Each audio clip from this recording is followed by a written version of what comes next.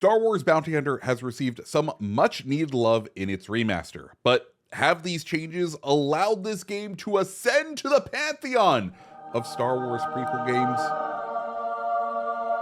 Let's talk about it. But before we do that, if you like videos like this, hit the like button, hit the subscribe button, and let's dive on in. Now, Star Wars Bounty Hunter has a special place in my heart. It was the first game I ever got on the PS2.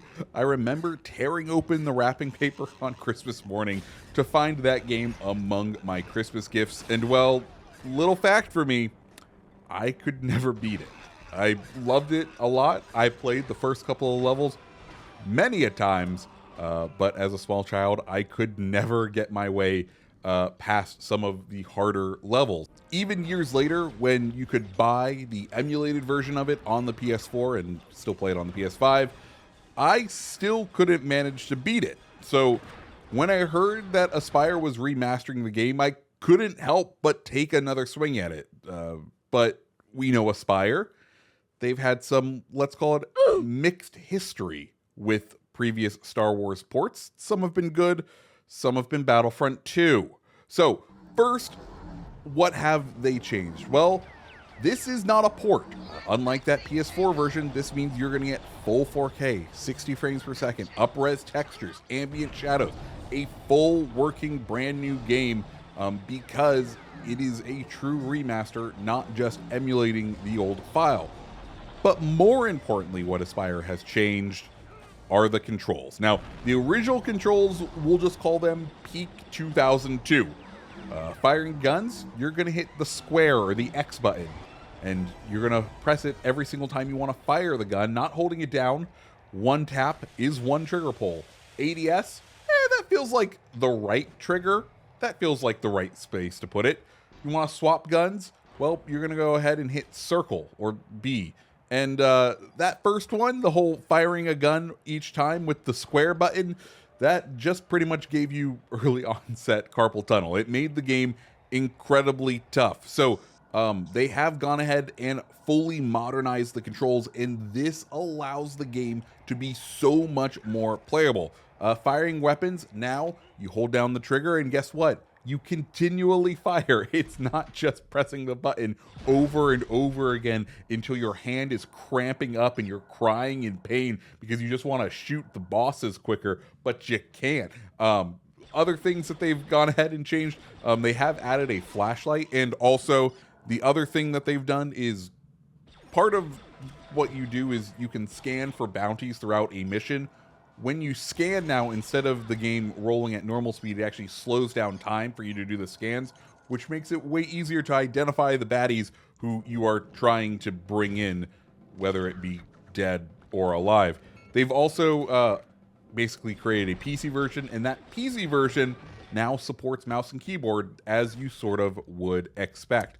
Though the last change that they've done is probably the coolest game. So in the original game, there was a bit of Arabish written on the wall, and if you translated the Arabish, i.e. the Star Wars language, basically it said, collect all the bounties to play as Boba Fett.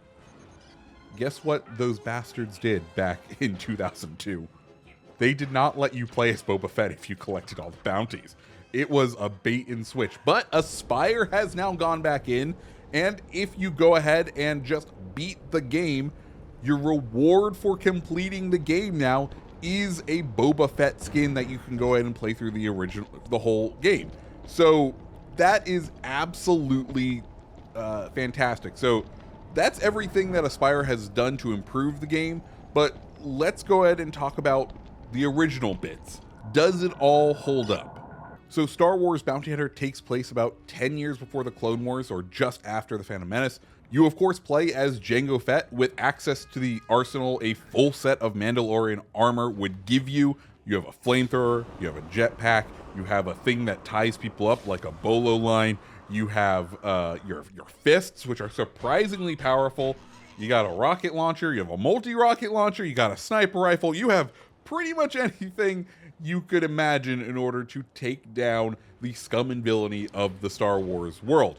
You get contacted, along with some other bounty hunters, by Darth Tyrannus, aka Count Dooku, with a bounty with a promise of 5 million credits if you can hunt down Kamari Vosa, who she's a rogue Jedi / fallen Sith apprentice who is now the head of the Bando Gora, which is a crime syndicate that sells drugs that brainwash you into a zombie. It's a weird little plot. Anyways, secretly though, there's a little side quest to this bounty action.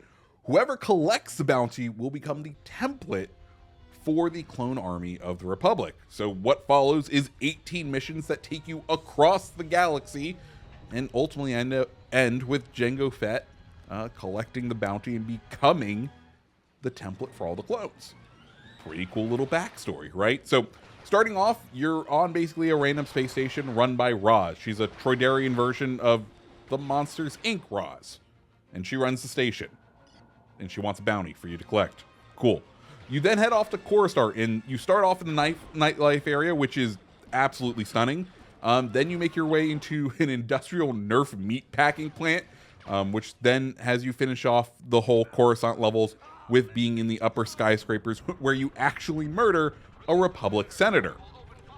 Okay, these are some fun missions, and I have to say, the version of Coruscant we get in this game, I think, is one of the better versions of Coruscant we've seen in the game overall, just because you get the breadth of all of the different sort of locations, where a lot of times it feels like in games, whenever we visited Coruscant, you get kind of stuck into one biome of Coruscant, and because it's this massive city planet, there's going to be all those different levels, there's going to be all those sorts of environments. So the version of Coruscant that we get, I think, is absolutely incredible. After you murder this Republic senator, you then find a lead to Uvo 4, an asteroid prison that was actually featured in Star Wars Pod Racer. You orchestrate a prison riot while meeting Zam Wessel, your compatriot from Clone Wars. And then you escape the prison in a stolen Firespray 31 patrol craft. If you don't know what the Firespray 31 turns into, of course, that is Slave 1. Or if you are inclined to believe Disney, I guess it would be Jango Fett Starship at this point, because Slave 1's a scary term right now. Anyways, fun fact about this mission, which also just plays along to the small details in this game overall. So, as we were talking about earlier, there's that constant side objective of the bounty system, i.e. throughout the mission, some of the NPCs will be marked bounties. Some will be worth more alive. Some will be worth more dead. If they're wanted alive, you have to run up to them, use your little bolo wrist tie-up thing, and then collect them. Miko, who is the original bounty that you are collecting back on that first station, is actually being held on Uvo 4.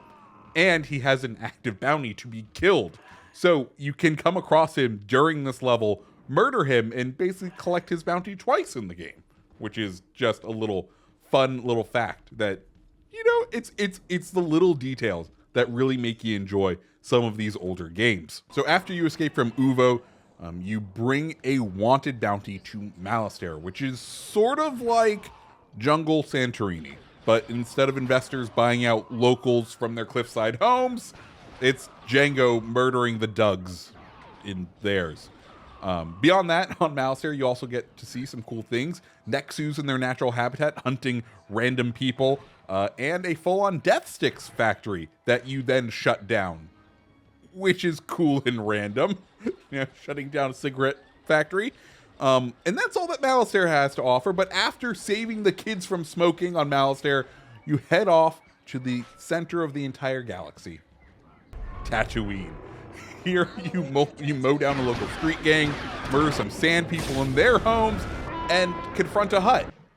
No, not that one. Gardula, who tries to feed you to her crate dragon. And when that happens, well, that can only end in one way. So that's Tatooine.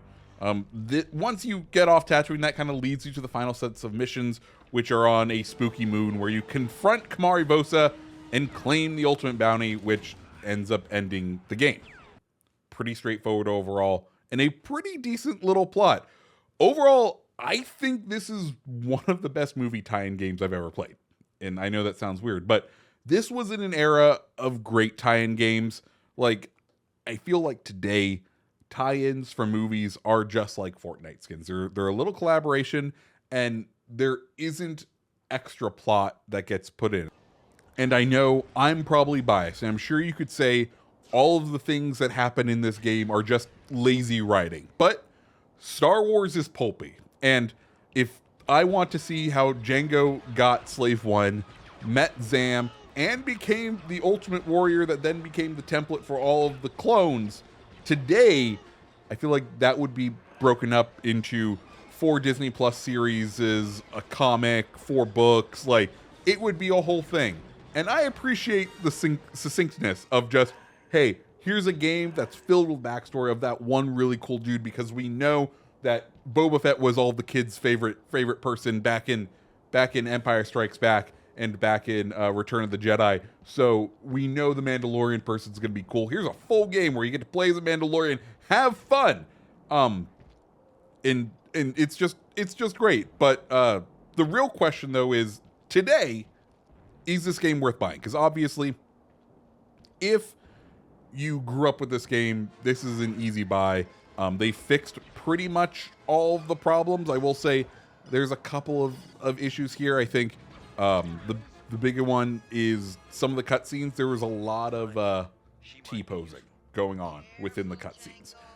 But for as old of a game as this is to be running as well as it did, I'm pretty happy. But if you haven't played this game before, is it worth purchasing today? And my question to you is, have you ever wanted to be a Mandalorian bounty hunter? Because I think this game does pretty well, if not the best we've ever gotten for fulfilling that fantasy. We'll see how future media treats it. We know that in theory there is a Mandalorian game in production right now.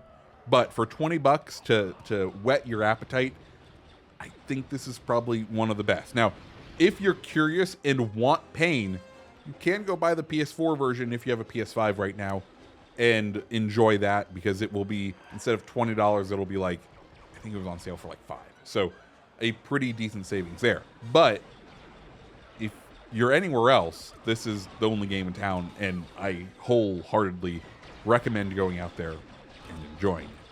Anyways, guys, that's the video for today. If you like videos like this, hit the like button, hit the subscribe button, and I hope you have a fantastic rest of your day. See ya.